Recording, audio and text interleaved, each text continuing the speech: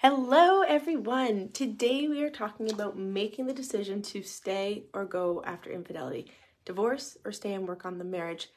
So, if you've ever had the thought cross your mind, I want to get divorced, this is the live for you where we will get the answers on how to navigate this really very difficult decision. And it's a roller coaster, right? You could be one day or even hour. 1 hour, you're like, I'm working on my marriage. This is my best friend, our family, our kids, our memories, our home, our life together. Like, I'm in. But then in the next instance, it's so easy to be like, I'm done. I'm so done. This is so hard. What's the point? I'm not seeing any change. I'm not seeing any, like I said, changes in him. I'm not seeing that he's making a difference. He's putting in the effort. So it's constant. It's not just like 1 week to the next week, which it can be, but often it can be hour by hour, day by day. So thank everyone for joining today. We are going to get you answers on how to make the decision to go or stay after infidelity. So this exhausting flip-flop, we need to get off the roller coaster and get a very clear set decision on what you want to do. So let's get you the answers today. I'm Beth Miller. I am the marriage coach with the Marriage Saver program. And if you're watching on YouTube, I want you to, like, what would the kids say? Smash the like button, smash the subscribe button. Also, if you are wanting to join our Facebook group, we have a great group. Full of wives that want to save their marriages after infidelity. So feel free, I'll put the link down below.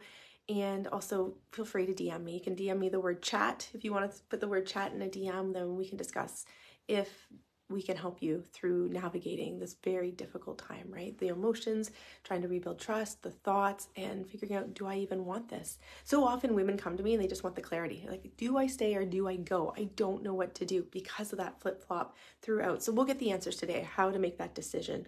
So let's just get into it. It's essential that you recognize that every single situation, your situation is so unique. And like, in all honesty, it's very difficult when other people know, like family, friends, because they have their own views, their own opinions, their own pain, their own trauma from trust.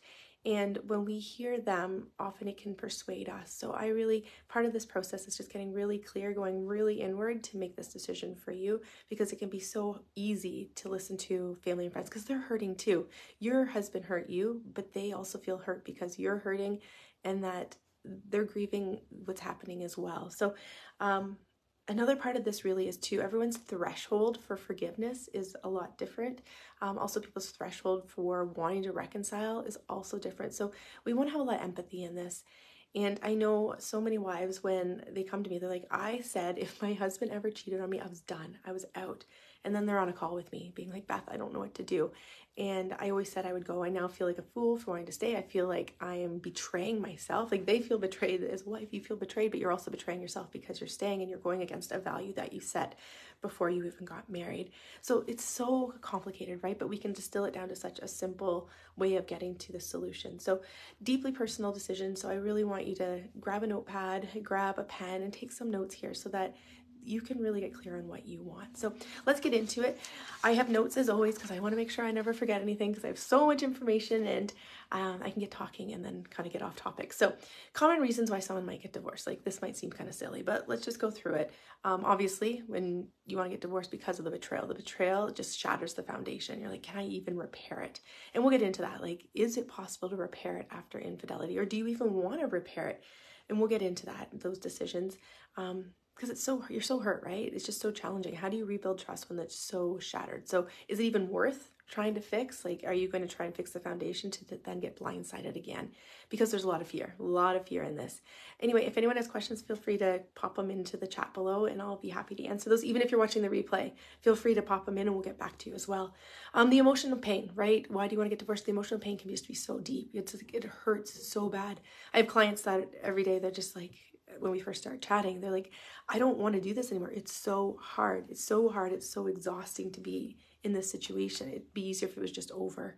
Also, another reason for divorce often is lack of accountability. If you find that your partner, your husband, is not doing the work, you see yourself putting in all this effort, you're working on yourself, you're journaling, you're going to counseling, and your husband is just, you know what, it seems like he's doing a lot of the same behaviors, or he's saying he's changing, but you're not seeing any of that action. Another reason is loss of intimacy, right? Like, how do you rebuild that emotional, physical intimacy after betrayal? Can you ever get back to where you were? And that's a massive question my clients have. Can I get back to where I was? Or is this going to be kind of like a black cloud over us forever?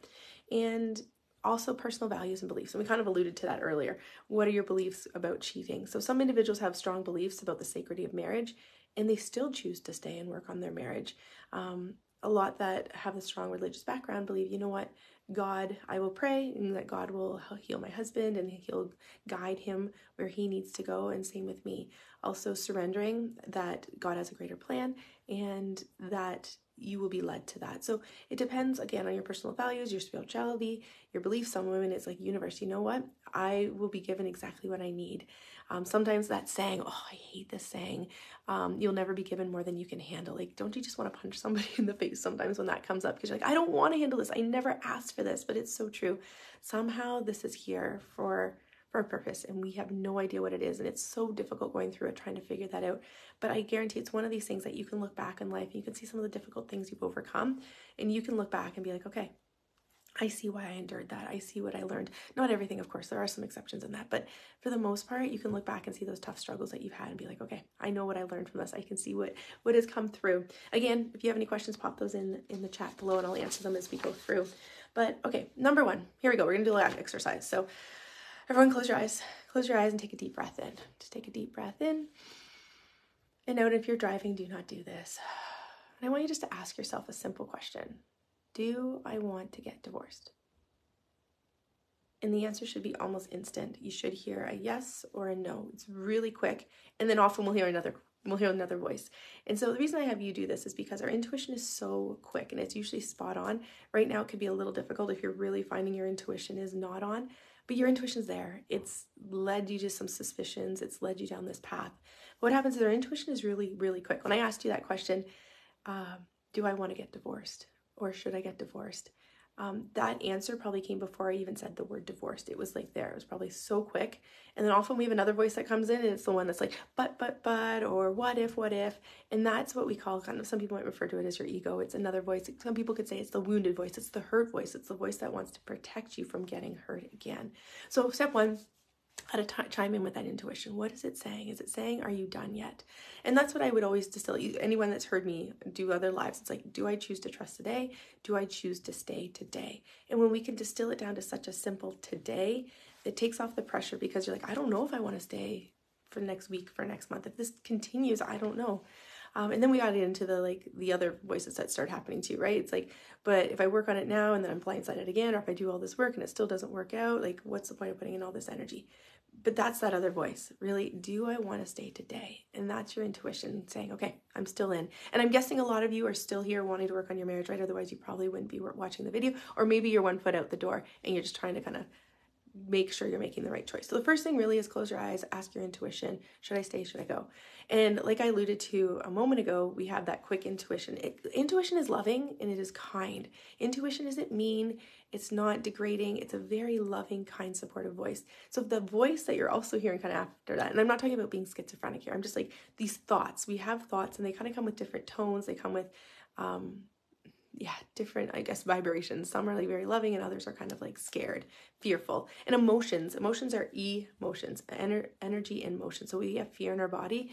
That's energy, fear in our body moving. And so that voice, that other voice, is it rooted in fear? What if I stay? What if I go? So we got to deal with these thoughts right now. And one way to really just kind of simmer it down when you find that your nervous system's like, I don't know what to do, sorry, I don't know where to go. A good old-fashioned pro and con list, like, seems so basic, but get out your piece of paper, make a little T-chart. One side says pro, one side says pro, the other side says con. Reasons to stay, reasons to not. Let's just get it all out on paper. And then what we want to do is go through that list, and we want to see which ones are like rooted in evidence and which ones are rooted in fear. I have the saying, fear is false evidence appearing real. So then if you want, get out your highlighters or just make a little symbol like, okay, this one little X, this one's rooted in fear, this thought, or this pro, this con, it's rooted in fear. Well, these ones are, you know what, very supportive and loving. So make a good old-fashioned pro and con list, label it as false evidence appearing real or evidence that you have that can support staying or going. And so A lot of those reasons are also thoughts that are traveling through your head. So we just got to be aware. So much awareness is important with this, because those thoughts, like I just said a second ago, what emotion is driving them? And I call it voices. Is it the fearful voice? Is it the resentful voice? Is it the shame voice? Is it the embarrassment voice, the jealousy voice? We just got to figure out what emotion is driving that thought. And then we got to get those emotions under control, right? So far we had close your eyes, listen to your intuition. Number 2, kind of listen to those thoughts, make a good old pro-con list. Number 3, we really want to understand your feelings. And so by listening to those thoughts, we'll figure out what the feelings are, recognizing and acknowledging your emotions. And is this an emotion I want to feel right now? If it isn't, we just gotta fix it. And what do I mean by fix it? I use a process of hypnosis. I am a consulting hypnotist. I have a Reiki background, alchemical healing, but I'm also a marriage coach. And I work with neuroscience and psychology. And it's so important that we just get to the root. We can talk, but that's our beta brain, our brain just talking. What we need to do is get to the root of it. And the root, when we can get really, like look, you did a second ago, we closed our eyes, asked our intuition, do I want to stay or go? When we can get in that deeply relaxed state, we can get a lot of the answers. So we want to cure these feelings within us. And so a lot of times there's these memories of the betrayal, which create these thoughts, I can't trust him, which then create these thoughts of, is he home? Is he late because he's talking to her? Is he on his phone because he's talking to her? Is he taking in the bathroom longer because he's talking to her, texting her? Oh, I see he's playing a game. Is he playing a game with her? Like, because we have this belief that we can't trust, it then stems through these gazillion thoughts throughout the day, which then drive our emotions. So memories create beliefs, then create thoughts, which then create emotions. And those emotions then fire neurotransmitters throughout our body, flooding us. We often hear that term, are you flooded with anger? Flooding our body. Like you literally feel your body just like, get so angry or just so sad. It just comes over you. And those are neurotransmitters. Those are chemicals. You are the one who creates your own feelings. Those neurotransmitters were created within your body because of your thoughts. And so those thoughts are justified. Everything you're thinking is exactly where you need to go. And we don't want to just tell those thoughts, go away, because they keep coming back. They're persistent. So we want to deal with those beliefs. So that belief is I can't trust. And so we want to get to a place of I choose to trust today. And what we need to do is really heal a lot of that pain from the past. So our thoughts today aren't being driven by the past or driven by the fear of the future. We got to stay present. So I use a process called hypnojourneying to get you very relaxed, and you can go back to some of those memories from the past and really neutralize them so we can focus on, you know what, today I choose to trust. I'm not bringing in the pain from the past. I'm not scared that's going to happen again in my future. So getting these feelings under control, which are driven from our thoughts.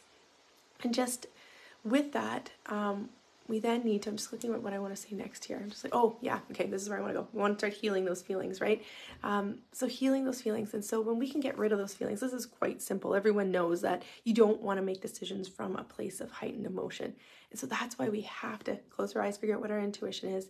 Number 2, figure out what those thoughts are, pro-con list, figure out which ones are rooted in fear, which ones are not. Get these feelings under control, which are driven by our thoughts. And from there, we can really get to a place where we can start to heal ourselves, because we're healing the trauma of what has happened. We're changing our belief system. I choose to trust today, or I am enough, or I am significant. I'm worthy of being heard. We're changing those belief systems so that we can then make a clear decision on whether we want to stay and go. And often our intuition will tell us, but then we actually got to embody it. Have you ever heard the term, we want to embody the belief? Yes, we know we want to save our marriage, but we have to really feel it within. So this needs to happen for you, regardless of if you want to stay or go. We still have to heal those beliefs and those feelings, because if you do decide to leave, and eventually if you do decide to have another relationship, we don't want the pain of infidelity, betrayal to follow you. And many of you I know have also endured this with me, with a past marriage, past boyfriends, high school, early 20s, college years. Somebody has betrayed you.